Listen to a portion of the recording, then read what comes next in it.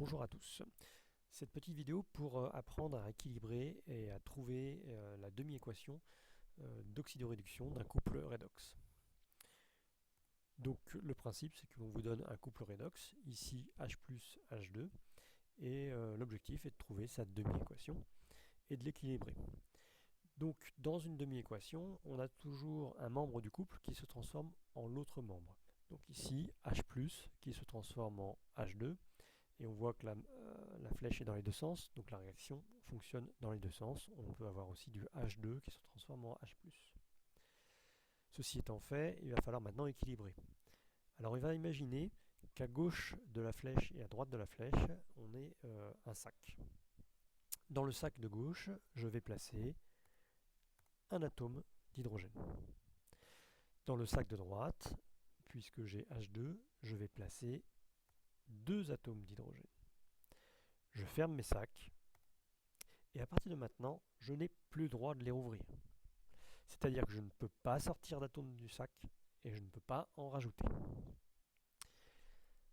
Alors, on voit que sur la gauche, normalement j'ai un ion H+, il faut donc que je rajoute une charge. Je vais donc rajouter une charge plus sur le sac.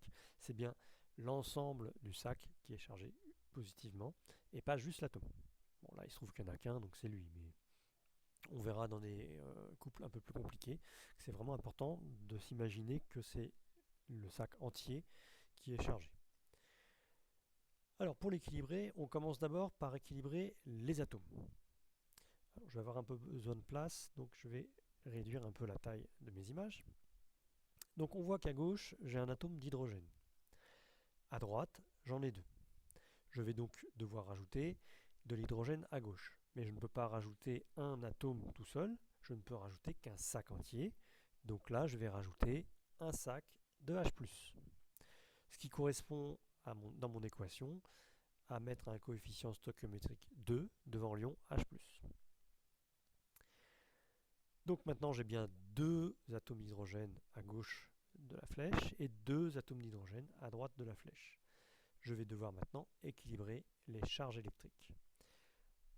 En rajoutant un sac H+, j'ai rajouté une charge positive. Donc j'ai donc maintenant deux charges positives à gauche. Pour équilibrer les charges, je ne peux le faire qu'en ajoutant des électrons qui sont négatifs. Un électron négatif va pouvoir neutraliser une charge positive. Donc là, comme j'ai deux charges positives, je vais rajouter deux électrons. Chaque électron va neutraliser une charge positive. Et donc au final, j'ai bien comme charge totale à gauche 0 et comme charge totale à droite 0. C'est bien équilibré. J'ai le même nombre d'atomes de chaque côté, j'ai le même nombre de charges de chaque côté. L'équation est équilibrée. Voici donc ma demi-équation du couple H plus H2. Alors ça c'était un couple assez simple, mais maintenant on va réfléchir sur un couple un peu plus compliqué. Le couple MnO4- Mn2+. Donc comme tout à l'heure, on a MnO4- qui se transforme en Mn2+, et vice versa. Comme tout à l'heure, je vais ouvrir un sac à gauche, un sac à droite. Dans mon sac de gauche, je vais placer un atome de manganèse et 4 atomes d'oxygène, ce qui fait bien MnO4. À droite, je n'ai que du manganèse, je vais donc mettre un atome Mn. Je ferme mes sacs, et maintenant je vais étiqueter mes sacs avec des charges. Donc on voit que MnO4 porte une charge moins. Je mets donc une charge moins sur mon sac. À droite, Mn2+, porte deux charges plus, je vais mettre donc deux étiquettes plus sur mon sac. Alors là, je vais avoir vraiment besoin de place, donc je vais réduire vraiment la taille de mes petits dessins. Je commence par équilibrer mes atomes. Donc je commence par équilibrer le manganèse. Un atome de manganèse à gauche, un atome de manganèse à droite. Donc c'est bon, on a le même nombre, c'est équilibré.